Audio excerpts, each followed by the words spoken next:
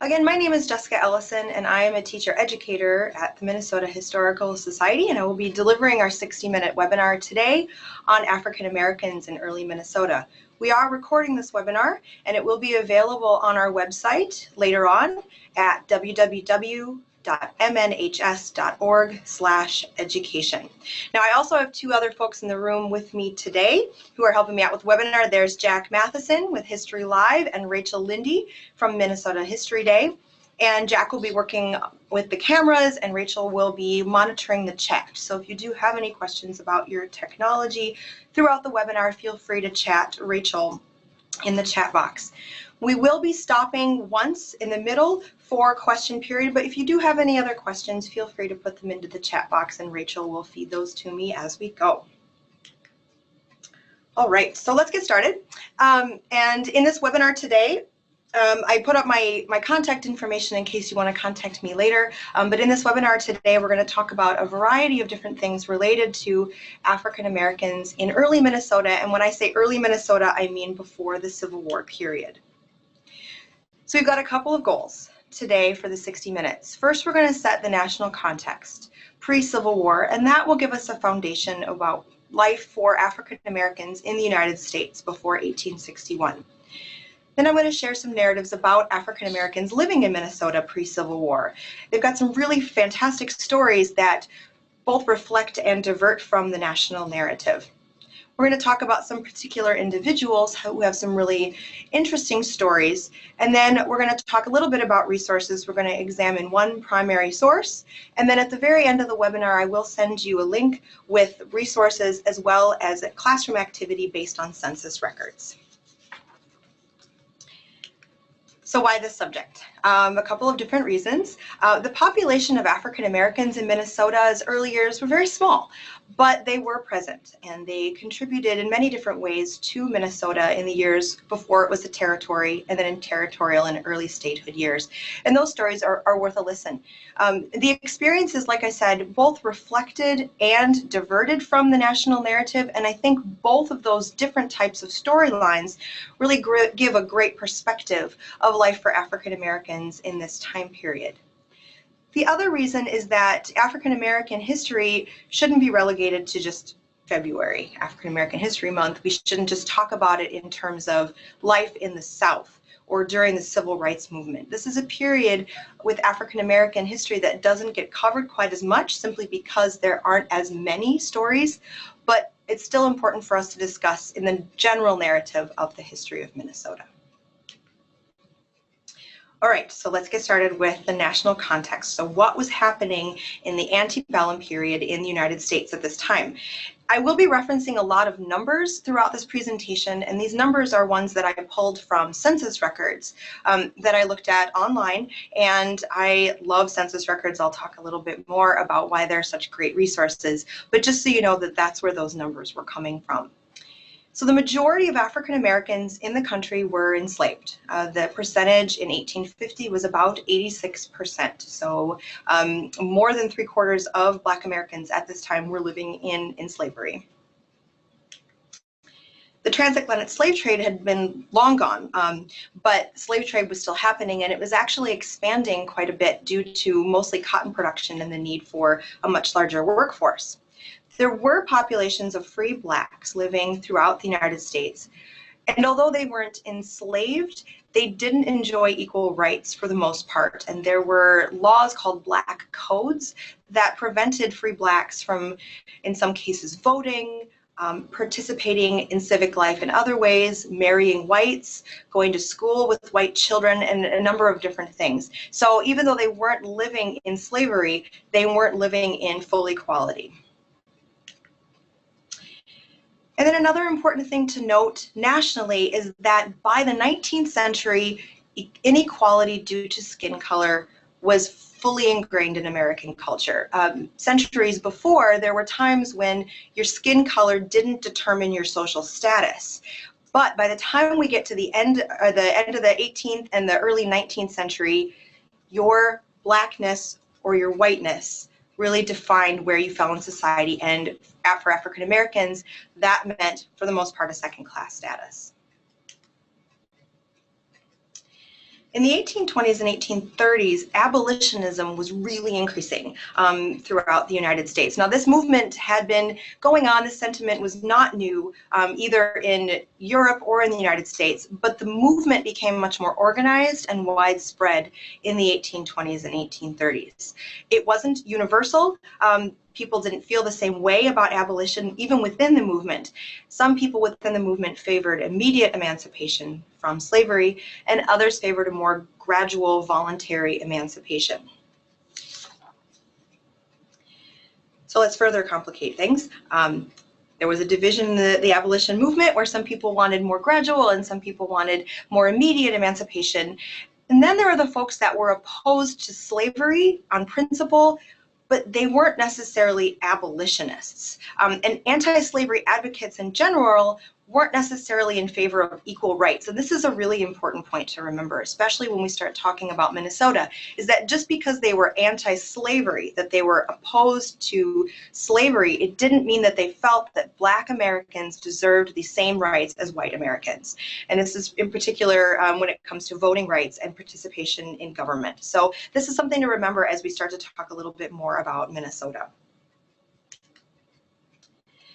A few other things to note about the abolitionist movement is that Black abolitionists sometimes faced discriminatory behavior from white abolitionists. So even though they were in the same movement with the same common goal, there was still this issue of status where a lot of times Black abolitionists were considered to be second-class citizens to white abolitionists.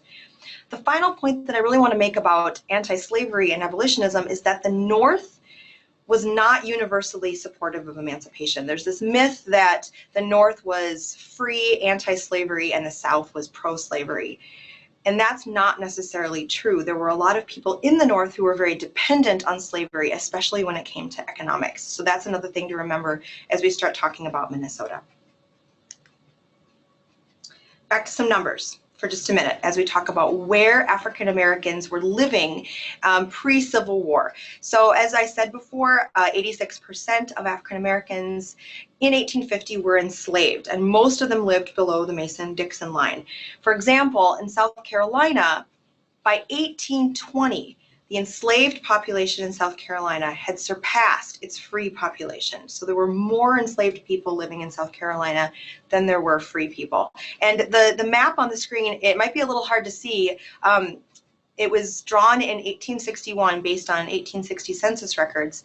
And the darker the section, the more enslaved people living in that area. And so you can really clearly see where the large populations of enslaved people were living, sort of along that Mississippi Delta, kind of in the middle of the state of Mississippi, and then along the Carolina coast, which is where most of them were living. There were pockets of free Blacks living throughout the South. A statistic I thought was really interesting is that in Louisiana in 1850, there were almost 17,000 free Blacks living in that state.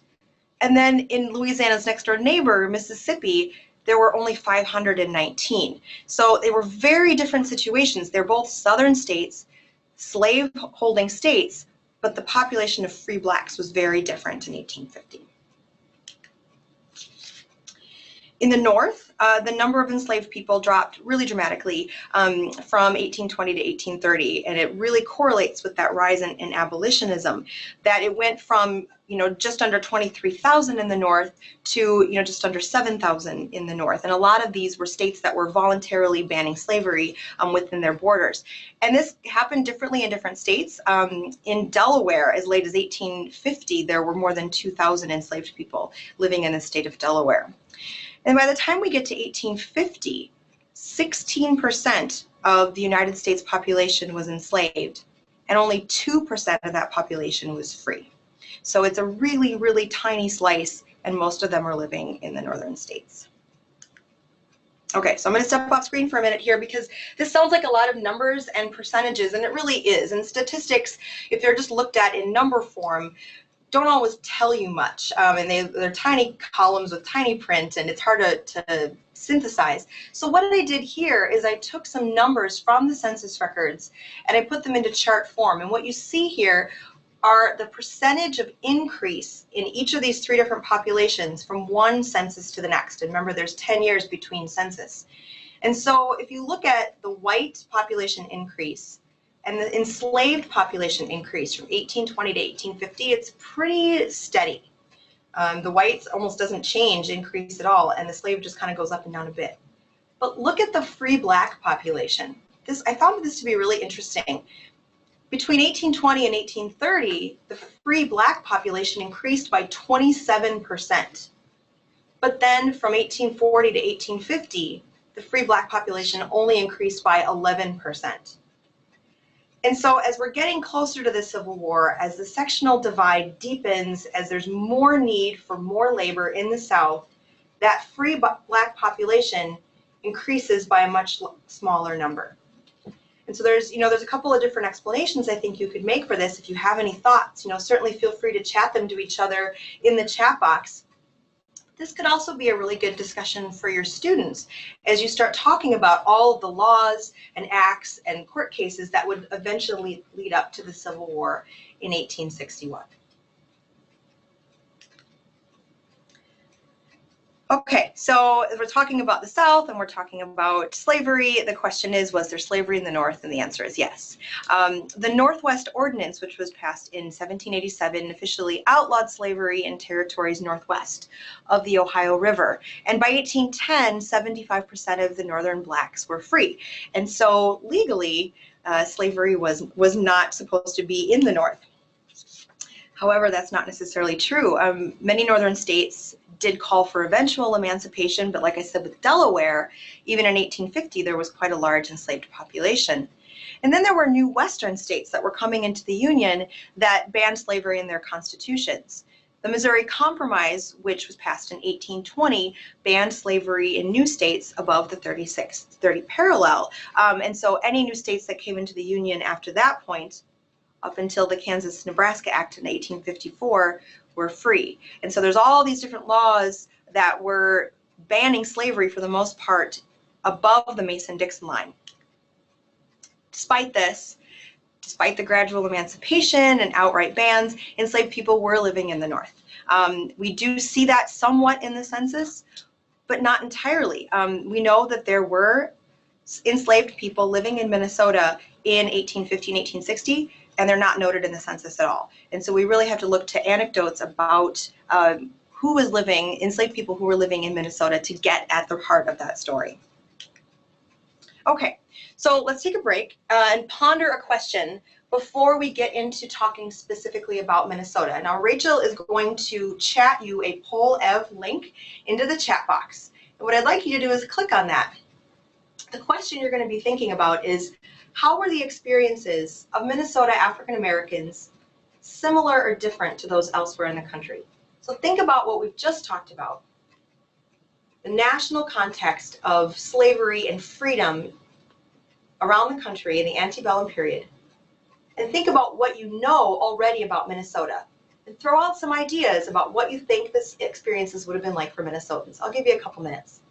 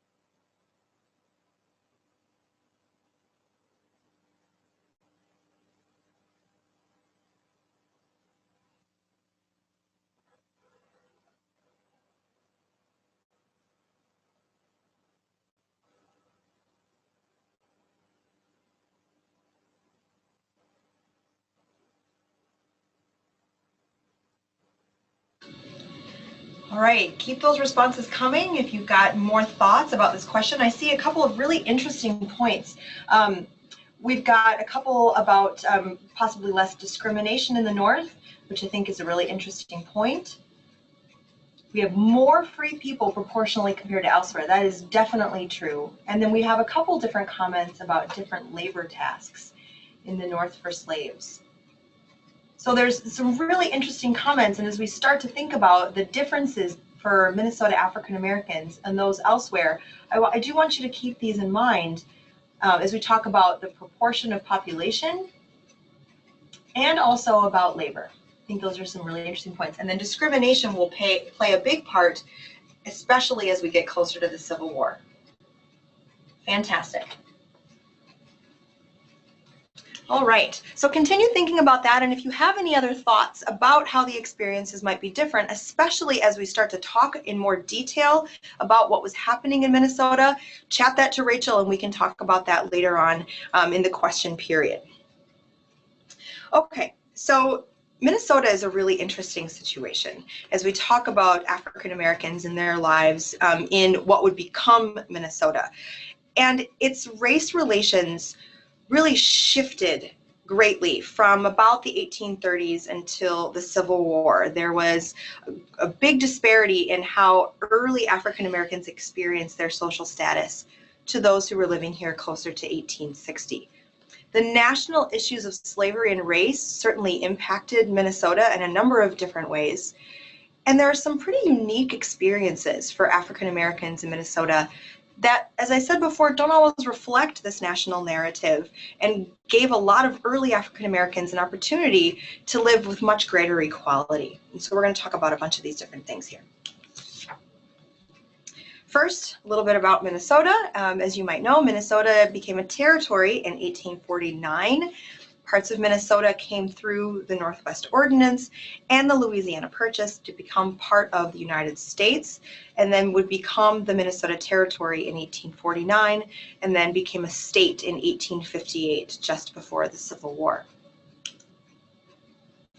The population of Minnesota up until about the 1830s was primarily composed of two American Indian tribes. We've got the Ojibwe living in the north and the Dakota living in the southern part of the state. There were fur traders that were living in the area, had been in Minnesota since the mid to late 18th century, European, mostly French early on. But until we get to about the 1830s, the bulk of the population of what would become Minnesota are Ojibwe and Dakota people. In about the 1830s, there were more Euro-American settlers that started coming to Minnesota. Fort Snelling construction began in 1820, and that was the first outpost this far west on the other side of the Mississippi River. And then the Euro-American settlers started coming for a number of different reasons. Some of them were soldiers, some of them were lumbermen who were going to work near the mills that were springing up in St. Anthony Falls closer to the 1840s and 1850s, and some of them were traders. The 1850 census lists that there were just over 6,000 whites, and then 39 were listed as free colored. And so as we get into 1850, now we're starting to see a greater increase in the Euro-American settlers. So who were the first African Americans to come to Minnesota? The evidence shows that the first African Americans likely arrived as early as the 1790s. And we're going to talk a little bit about the particular family that arrived here that early in just a minute. And from 1850 to 1860, you see a huge increase in the African American population. It's a 660% increase. Now, when you look at the actual numbers, that doesn't look quite as impressive. They go from 39 in 1850 to 259 in 1860. But it's the percentage increase that's really impressive. And so they started coming in much greater numbers as we get closer to the Civil War. There's an unknown number of enslaved. And as I said before, the census doesn't reflect the number of enslaved people living in Minnesota, but we do know that they were here. And I'm going to briefly talk about the little chart that you see on the screen. I pulled this from the 1860 census. And what they did is they broke down by city who was living in that city and how many whites and how many what they called free colored were living in every city in Minnesota. And so what you see here is a section of Le Sueur County, and the very top line is the city of Kasota, which had 6 free colored or African Americans that were living in that city. And so maybe it was a family, maybe it was a couple of different families, but then you see the other lines below it are blank. So they were, dispersed. There weren't as many African Americans living here, but they certainly were here as early as 1850 and 60. So the Bongas were likely the first family to come to live in Minnesota. They were the ones that arrived in the 1790s. Gene Bonga, who was an enslaved man, arrived in what would become Minnesota. He was an enslaved man from the Caribbean, and his British owner eventually would free him while he was living here. He married, and he had a son named Pierre. And Pierre Bonga became a fur trader in northern Minnesota, and as was not unusual for a lot of fur traders at the time, he married an Ojibwe woman, and a lot of that was done to establish kinship ties between the Ojibwe and the traders. And so Pierre married an Ojibwe woman, and they had children, 2 of whom are pictured on the screen. To the left, you see George Bonga, and to the right, you see Stephen Bonga.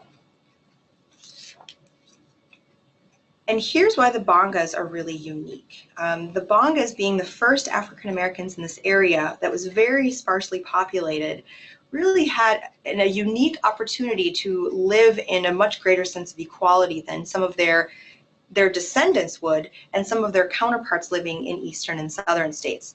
So George Bonga, he spoke 3 languages, English, French, and Ojibwe. He acted as a trader and a translator, and he also married an Ojibwe woman. And eventually George Bonga and his family would settle in Leech Lake, where some of his descendants are still living today. His brother Stephen Bonga followed a similar path. He was also a trader and a translator. And he was present at the 1837 treaty with the Dakota at Fort Snelling. And what's really interesting about that story is that Stephen Bonga's name appears on the treaty as someone who was at the table, at the treaty negotiations.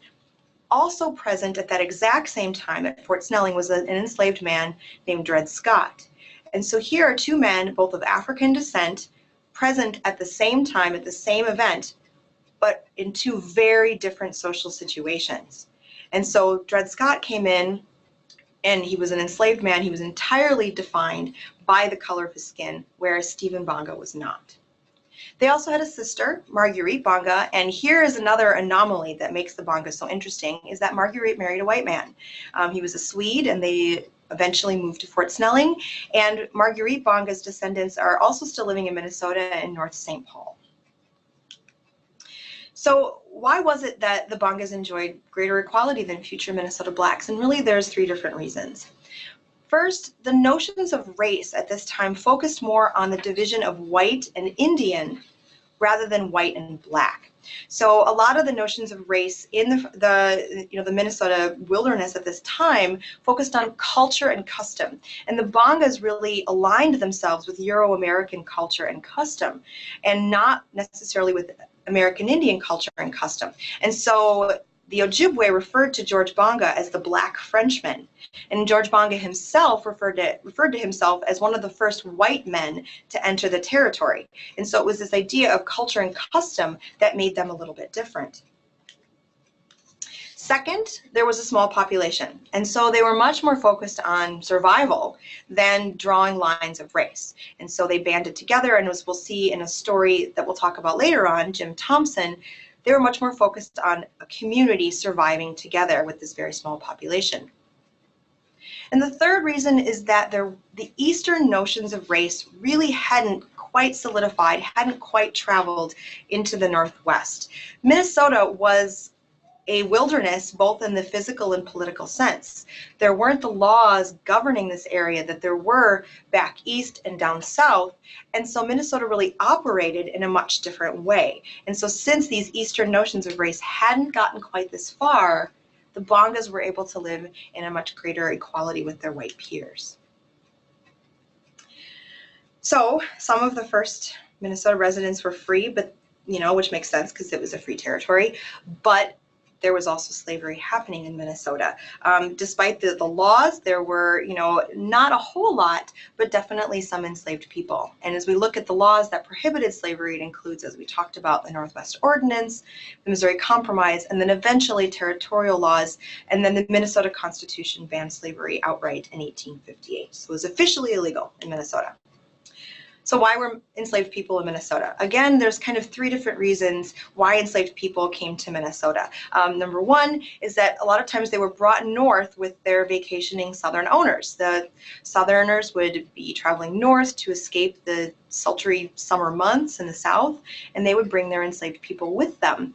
And a lot of times this caused trouble for the Southern owners when their enslaved people would try to escape, and we'll talk about that again in a minute. But a lot of the hotels, such as the Winslow Hotel that you see on the screen, depended on the income from these Southern tourists. Another reason is that they came with soldiers or government officials. And on the screen you see a man named Lawrence Tolliver, who was a government-appointed Indian agent. And he was in Minnesota for quite some time. And he was actually the original owner of Harriet Robinson, who would become Mrs. Dred Scott. The other document that you see on the screen is a list of all the enslaved people that belonged to Lawrence Tolliver. Eventually they were freed. There's a small notation at the bottom of this list that listed when they were freed, but Lawrence Tolliver owned this list of people, and so slavery was alive and well, brought with the government officials who were coming into Minnesota. And the third reason is that they escaped north. A lot of people came up the Mississippi River, and somebody did mention that as we were looking at the differences between Minnesota experiences and experiences elsewhere, is that the Mississippi was a conduit, and people would come up from St. Louis, they would come through Galena, Illinois. There's stories about people coming up on steamboats and coming on foot. So there were a lot of people who were escaping to free states and then north to Canada. And I've mentioned this already, the Dred and Harriet Scott story. This is one of the most famous stories of enslaved people in Minnesota. And they met at Fort Snelling, and they were married in 1836. And they lived there for a couple of years. And Lawrence Tolliver had sold Harriet to Dred Scott's owner, who was Dr. Emerson. And Dr. Emerson leased out Dred and Harriet Scott's services to other people at the fort. So the business of buying and selling people was alive in Minnesota and at Fort Snelling, and particularly in this case with Dred and Harriet Scott. This case becomes nationally important when in 1846 the Scotts sued for their freedom based on their residence in the North.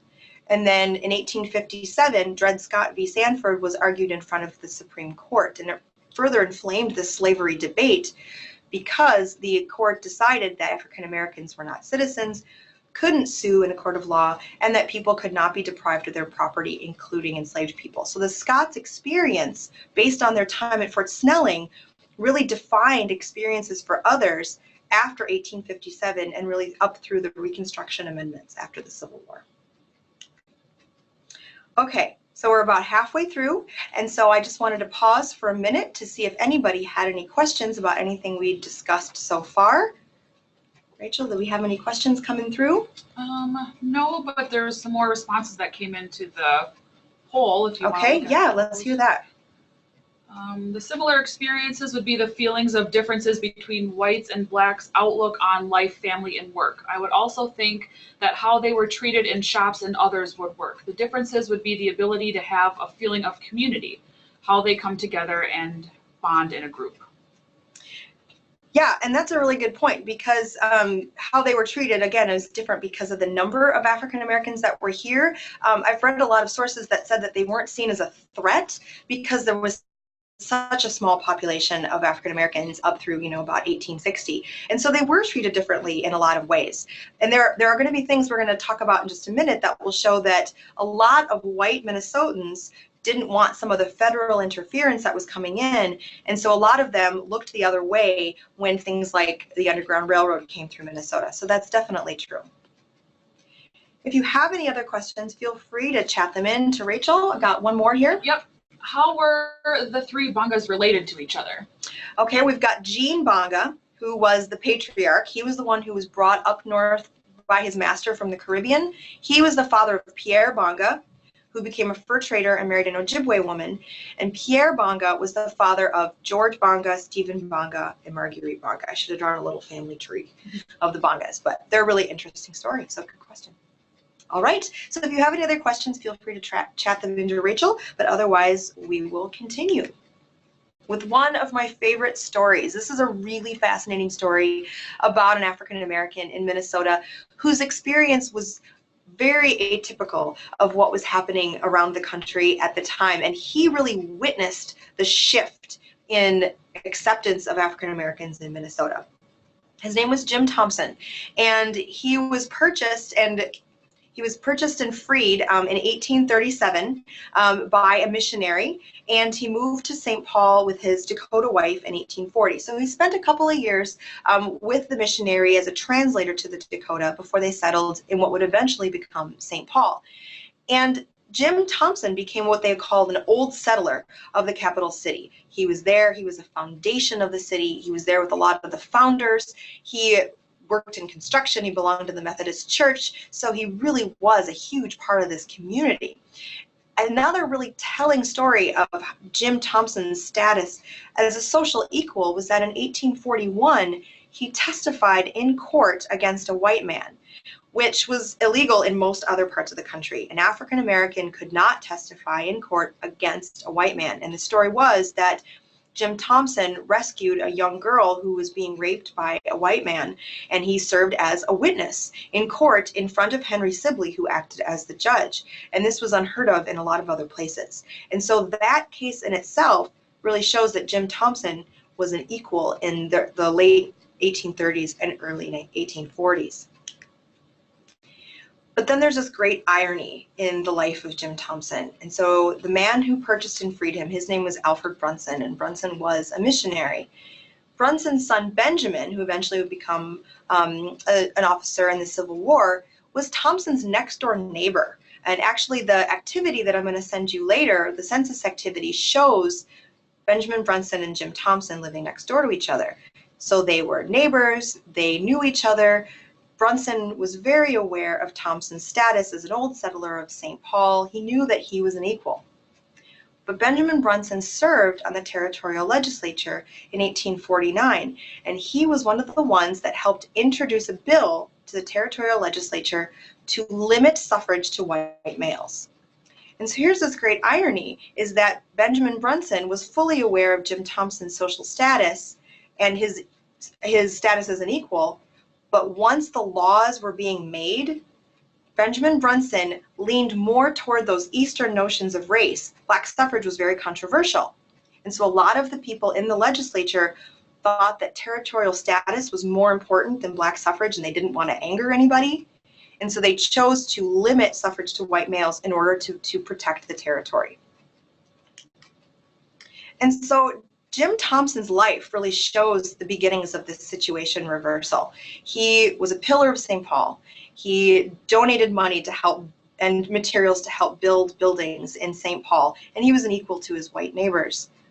But the laws that shaped Minnesota, beginning with the territorial laws, were laws that excluded him, and they were written by a man who was his neighbor. And so the story of Jim Thompson is really fascinating because, as you see, this all happens in a period of about 12 years.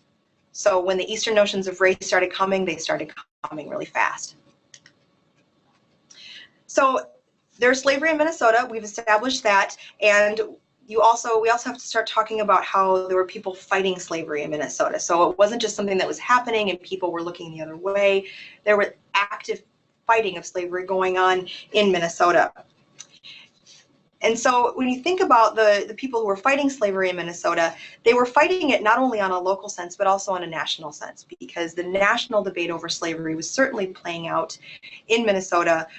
The division over abolitionism was happening in Minnesota as well, and it was actually divided in Minnesota by the river.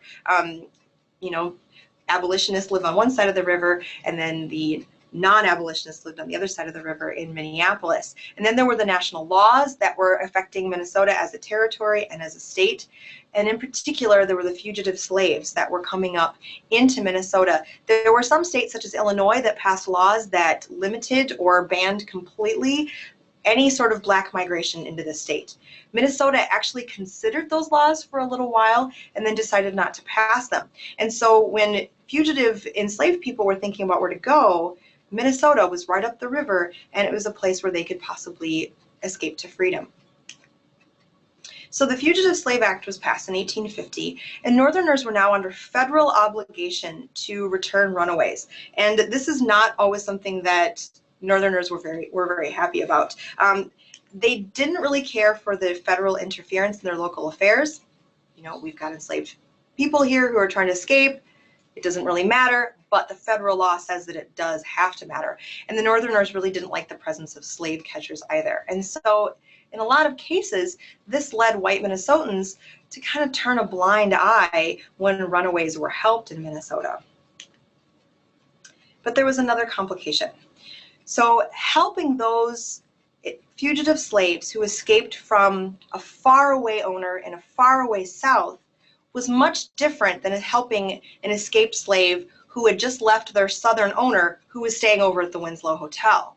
And so it was this presence that made it a lot more difficult for white Minnesotans to turn a blind eye, to look the other way, when escaped slaves were leaving someone that lived a couple miles away and their owner came looking for them.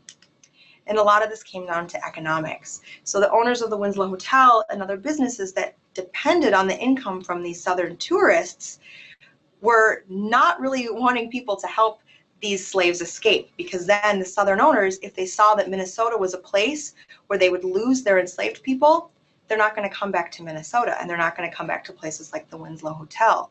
And so there were several people whose income was dependent on these Southern tourists who actually threatened and often committed violence against people who were helping enslaved people try to run away. There is an instance that we know of for sure of a station on the Underground Railroad, and that's the Taylors and their nephew Joseph Farr, who operated an Underground Railroad station in St. Paul.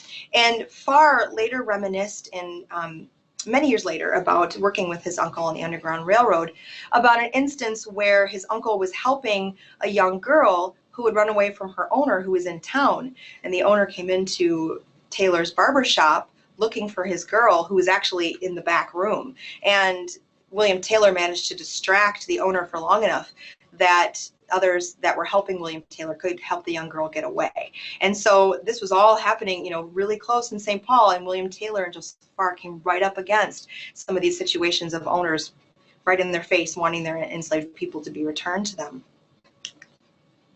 There's another instance that happened a little bit later in 1860, and Eliza Winston was a young enslaved woman who came up with her owners from Mississippi, and she decided that she wanted to be free. She was in a free state, and she wanted her freedom, and so she approached the Grays, Emily and Ralph Gray, who were free black people who were living in Minnesota, and she said, "I need your help." And they and some others who were abolitionists helped Eliza Winston, who went before a local judge who set Eliza free. He said that the Minnesota Constitution banned slavery, and so there it was. Eliza Winston was free. And the Grays' house was attacked after this because of their involvement with helping Eliza Winston get to freedom. But and we don't really know what happened to Eliza Winston after this, but we do know that she was set free with help from the Grays. All right, so we're nearing the end, and so we're going to take a quick break to examine a primary source. And so I've talked a lot about census records and how much I love them and what a great resource they are. And so what I want you to do is take a minute to take a look at this census record. You can find a lot of different census records online, which is where I found this one, as well as lists of questions from the first one in 1790 to 2010. And all these resources will be on the list you'll receive after the webinar. So I'm going to briefly explain what each of these columns, the numbers at the top, are recording. And then I'd like you to take a minute to read this source and offer some reflections on what you see. So this is from the 1860 census in St. Paul.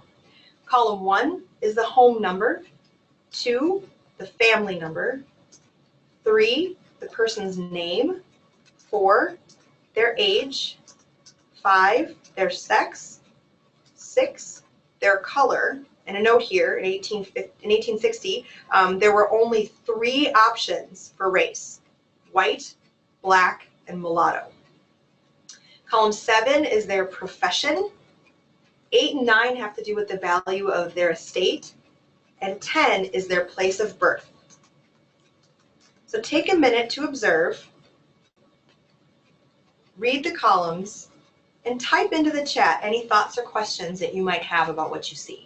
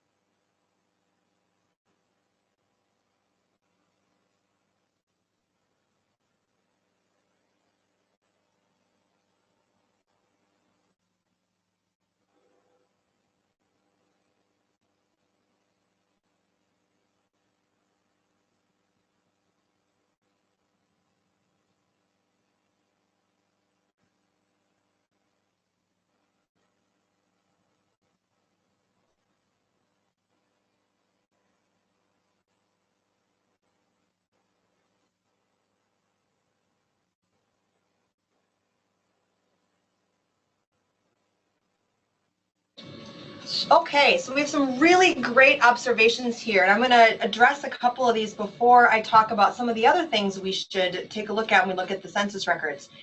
So there's a comment from Isabel that says no race indication, and means that they're white. That's exactly right. It's actually really easy to find people of color in the census records before a certain time because the census takers didn't put a race in there if they were white. So you can easily scan the columns to look for people who are listed as black or mulatto.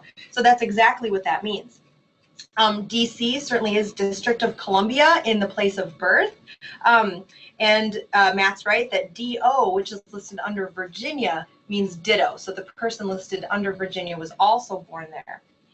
We've got 2 barbers, and that's a really important point because a lot of African American men, when they came to this area, that's the business that they set up. So you'll see a lot of them listed in the census as barbers. That's a really good point. We've got a comment about they don't have many items, no savings. And here's a really fascinating point. So this is the 1860 census, and you can probably see that William Taylor, who is the man we were talking about on the Underground Railroad, is listed here. So he is not listed with any sort of estate or any sort of financial holdings. Well, in the 1850 census, when he was also a barber, he was listed as having $900. And so it's a really fascinating discussion about why he might have been listed with funds in 1850, but not in 1860. There's a question about the household and family number. The household number and family number are mostly ways for the census takers to kind of keep track of who they're talking to, because at this point in the game, they're going door to door to talk to these people and write down all the information about who is living there. There's a couple comments about the people living in the homes. It looks like 826 has a much bigger group of people there. It could have been a boarding house. That's possible. And also, Jen Cadwell made a comment about there's women are designated as housewives don't have a profession. That's true.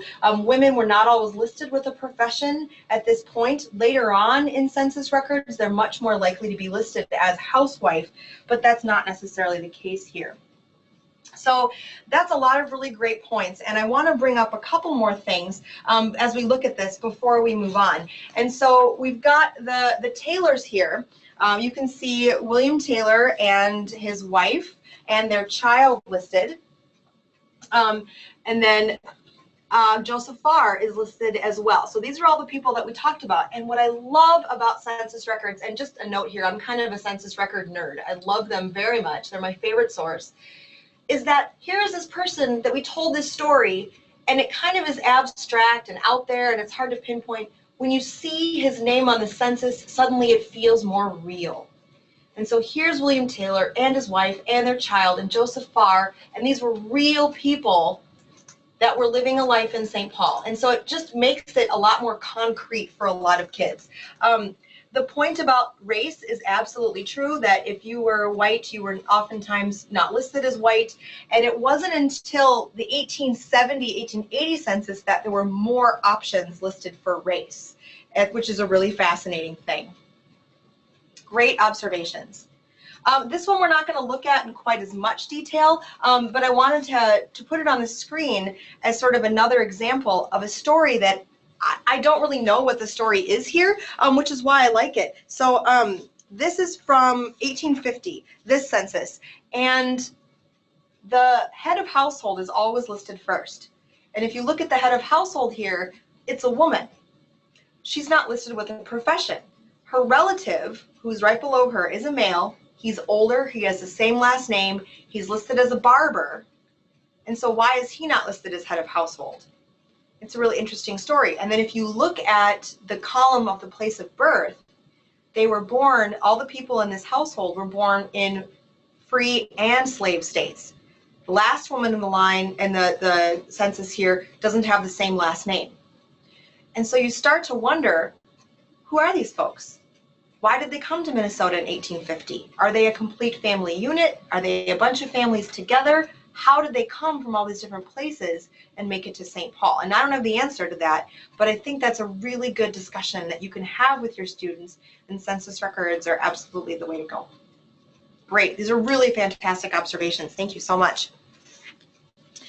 Okay, so where does that leave us? So we're on the verge of the Civil War, and racial tensions are growing in Minnesota, and it's largely due to disagreements about slavery and about black suffrage. On the screen, you'll see a little excerpt from Eliza Winston's testimony in 1860, which eventually led to her release from slavery. So similar to the territorial legislature in the era of Benjamin Brunson, the new state legislature in 1858 denied black suffrage. And so at this point in time, a lot of the legislatures that were coming over to Minnesota were from other Midwestern states, Eastern states, and Southern states, where there were much clearer distinctions of the line between black and white. And so when they became legislators in Minnesota, they were bringing with them these Eastern notions of race that completely wiped out these earlier days of equality that the Bongas destroyed, or the Bongas enjoyed. And their race was now linked to their civic participation or their lack thereof. St. Paul actually segregated their schools in 1857. And so the decade before, when Jim Thompson was living there, it's likely that his children who were mixed race would have been going to school with children from very diverse backgrounds. But in 1857, all of a sudden, St. Paul segregated the schools so black children and white children couldn't go to school together. And this was in place until 1869. And so this was 12 years of segregation in St. Paul public schools. Another thing to consider is that as we get closer to the Civil War, there's many more European immigrants that are coming to Minnesota, and they're arriving about this time, and there's a great competition then for jobs. And so many of the African Americans who were here became barbers, as we talked about, and a lot of them had some economic stability. They came and were with family groups, and they were able to establish businesses, but they had no civic voice. For a lot of the newer immigrants, the situation was reversed, is that some of the newer immigrants, by nature of just being white, had a voice and could participate civically. They could vote, they could run for office, but they didn't have the same sort of economic stability. And so they're living, you know, the new immigrants and the African-American residents are living these kind of opposite lives. And in a lot of cases, some of these new immigrants used their voice, their political voice, to write laws that further excluded African Americans in Minnesota. And this brings us kind of almost to the end. And so I wanted to give you an opportunity to type in any questions that you might have to finalize, but I wanted to leave you with a couple of conclusions. Number one, in Minnesota's early days, African Americans faced a much different reality than in most other places in the country. And I really want you to think about it in terms of it's a wilderness, both physically and politically, that there aren't a lot of Euro-Americans living here. The laws of the East hadn't come this far northwest yet. And so people like the Bongas could enjoy a much greater equality. And then another point to remember is that although Minnesota was a free state, a free territory first, slavery was absolutely present. And the debate over slavery was present as well. And people fighting slavery were here as well. And so even though geographically Minnesota is very far from the South, and very far from the seat of the US government, it didn't mean that the slavery debate didn't touch Minnesotans' lives, in particular African Americans.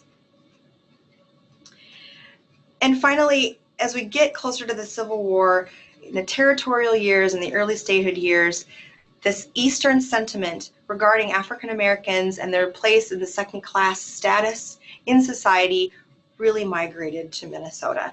A lot of the new migrants were moving over from the eastern states, and they were bringing their notions with them. They became elected to the legislature, and they passed laws that further limited African Americans. And so by the time the Civil War comes around, the world of the Bongas was effectively gone, and they no longer enjoyed the same sort of equality, and it took many more years for the situation for African Americans in Minnesota to progress. In the meantime, the numbers of African Americans grew. They created communities, they built churches, they built really strong foundations that would eventually help them to push their own way along with the assistance of, you know, the end of the Civil War and the Reconstruction Amendments and eventually black suffrage. Which brings us to the end. So Rachel, do we have any additional questions that have come through about this subject? All right. You know, this is a really fascinating subject, and the book that I did a lot of my research in was a book called A Peculiar Imbalance by William Green, and it's a fantastic book, and it really covers this subject very well. And so I highly recommend that you take a look at it. It's listed on the resources that I will send you when the webinar is over. That list also includes a lot of the census records that we talked about, and then a lot of the sources of the images that you saw on the screen today. Those will all be listed. And then you'll also receive the classroom activity that focuses on Benjamin Brunson and Jim Thompson in the 1850 census. If you were watching this as a recording, please send me an email. You'll see my email at the bottom of the screen, jessica.ellison@mnhs.org, with the code Black History, and I will send you all of these resources and the classroom activity as well. And everyone who participates in this webinar will get 1 clock hour of continuing education credit, which I'll send you as well. I want to thank you very much for participating in the webinar today, and I hope that we'll see you in the future at some of our webinars from the Minnesota Historical Society. Have a great day.